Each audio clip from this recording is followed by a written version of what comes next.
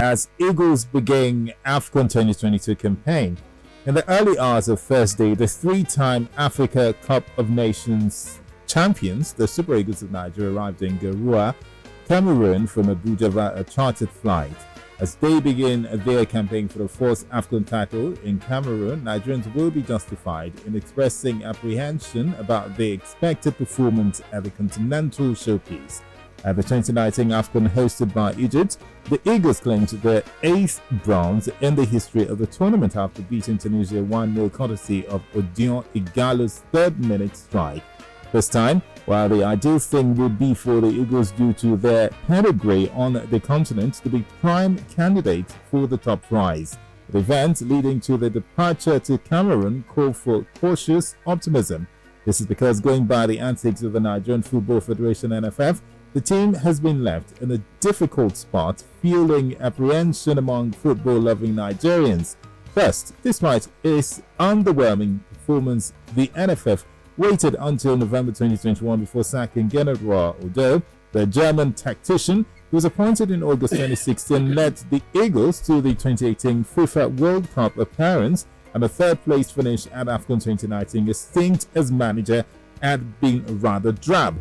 Under him, the Eagles, hitherto known for their attacking style of play, lost their characteristic sharpness and became notorious for irregular pattern of play. They also moved nowhere near the sterling global ranking under Dutchman Clemens Westerhoff, the standard by which the team's performance has been judged since the 1994 set of players took the world by storm.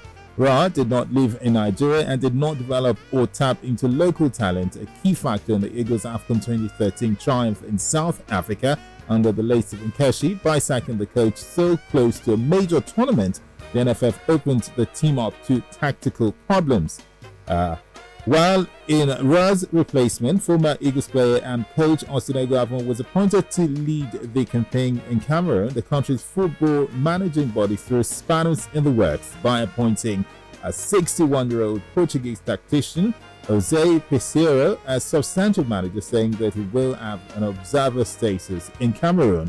Again, by a combination of different factors, a number of key players have withdrawn from the original 28-man squad. They include Al-Shabaab's striker, Odion Igalo, who pulled out at the last minute due to contractual obligations with the Saudi Arabian club, Napoli hitman Victor Osimhen, who was dropped from the final list over his COVID-19 status, and Watford forward Emmanuel Dennis, who was prevented by the club from donning the national jersey on the excuse that the NFF sent his invitation letter late.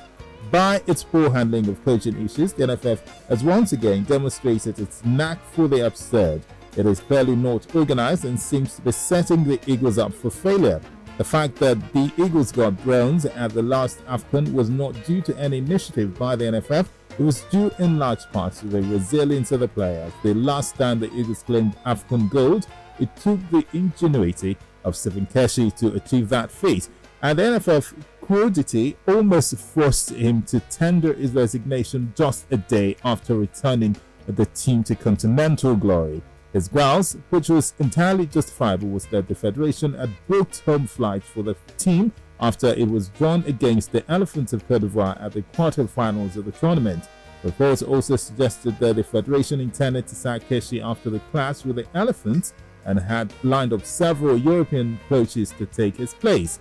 In the instant case, if the NFF did not trust Eguavoen to do a good job in Cameroon, it should not have appointed him in the first place, and the fact that Eguavoen will be sacked, even if against the run of play, he wins a fourth continental gold for Nigeria, is more than disturbing. The foregoing notwithstanding, coach Eguavoen and his team should do everything within their power to claim the AFCON gold. They should ignore the antics of NFF and do what they have always done, organize themselves in the face of a bungling and fumbling federation.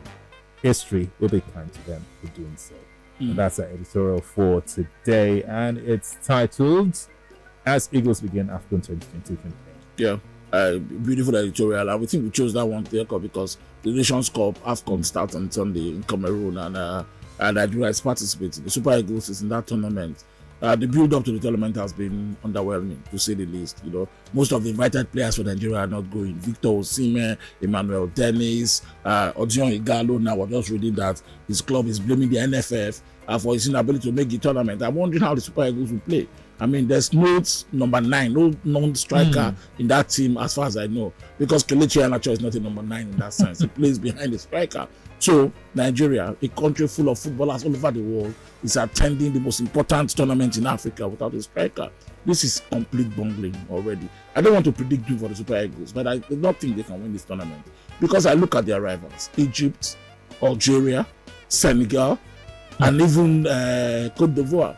They look better prepared, they have better players, and they manage to invite all their stars. Yes. Mohamed Salah, that plays for Liverpool, is the striker for Egypt. Mane, that plays for Liverpool as well, has gone to join the Senegalese team. Emmanuel Dennis is Nigerian and has scored 5 or 6 goals in the Premier League this season. He was invited and it was bungled. His club, Watford in England, kept saying that the NFF is not, and all that. Victor Osimhen has an injury problem. He declared himself fit. There's a rift between his club and the NFF. He's not attending the tournament. And then Odion Igalo now. So the 3 main strikers that should have gone for the Super Eagles, none of them are going. And then yesterday I listened to Augustine Eguavoen. I don't want to say he's not a coach, because he is. But his explanations about how he plans to play is already problematic for me. I hope we go far, but I don't think, honestly, and this is being honest, that we can be champions of this AFCON. I doubt that a lot. But I'm Nigerian, I'm patriotic, I will support the team, I will root for them. Yes, and I hope that at the end of the tournament, whatever we come out from, the new Super Eagles under the new coach Jose Peseiro have been hired, will begin to have a different approach. For many years our football has been stagnant. The Genotro years, after the World Cup in 2018, the team did not move anywhere. They were just there.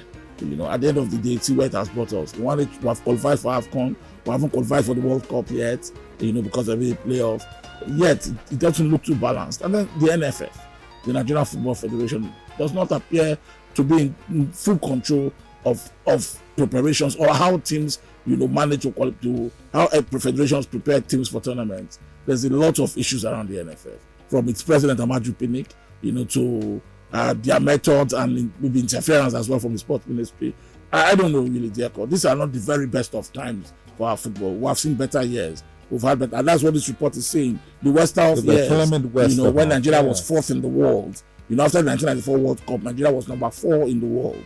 Want to play England in the friendly. We're the 4th-rated team in this world. Even in Africa, we're not 4th. We're not. Our football should improve. It hasn't. If you are watching football today, you see people with Nigerian names, you'll be wondering. The other day, one small boy, Michael Ulisse, for Crystal Palace, he entered the game around 80 minutes. 1 goal, 1 assist. That's a Nigerian. And it's not just in Crystal Palace. Everywhere you look, you find that. And you keep wondering, if we have all these very good players that are Nigerians, how come we can't get our football together and even challenge at the top? Now when the Nations Cup starts now, you come and sing lamenting here every day. Yes. After you can go back to the messages. Let's read them. But the state of Nigerian football makes me sad. Yeah. Because I think we deserve better. How far we've fallen. Yeah, after all these years. That was like 20-something. Yeah. Did you enjoy this video?